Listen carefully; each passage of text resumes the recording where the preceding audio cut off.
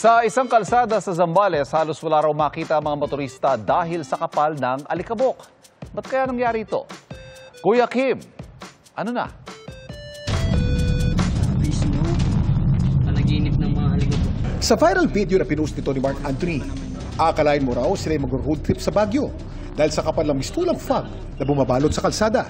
Grabe lang makita. Zero visibility talaga dito. Pero hindi raw yun ang kanilang destinasyon. Ang daan kasing binabaybay nila, highway sa San Narciso, Zambales. At ang bumabalot sa kalsada, hindi raw fog, kundi alikabok. Ay, grabe yung alikabok. Zero visibility lang talaga. Yung mga sasakyan, nag-iilaw na lahat para ma-warning na merong kasalubong. Dahil sa kapal ng alikabok, pahirapan daw ang pagmamaneho.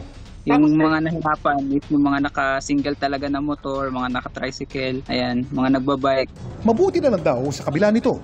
Nakarating naman kami sa San Felipe for surf on time naman. Pero bakit nga ba nababalot ng makapal na alikabok ang highway sa San Narciso? Kuya Kim, ano na? Ang tawag sa makapal na alikabok na bumabalot sa highway ng San Narciso, hindi sandstorm kundi dust storm. Ang sandstorm kasi nangyayari yan dun sa disyerto. Zambales is not a desert area. Kumpara sa sandstorm, mas maliliit na particles sa tinatangay na malalakas na hangin tuwing may dust storm.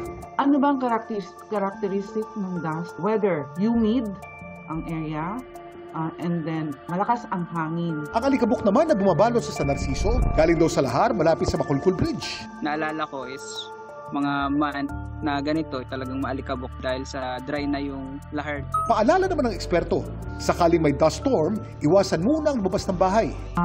Masama sa health kasi yung dust is composed of mga fine particles. Laging tandaan, importante ang may alam. Ito po si Kuya Kim at sagot ko kayo, 24 oras.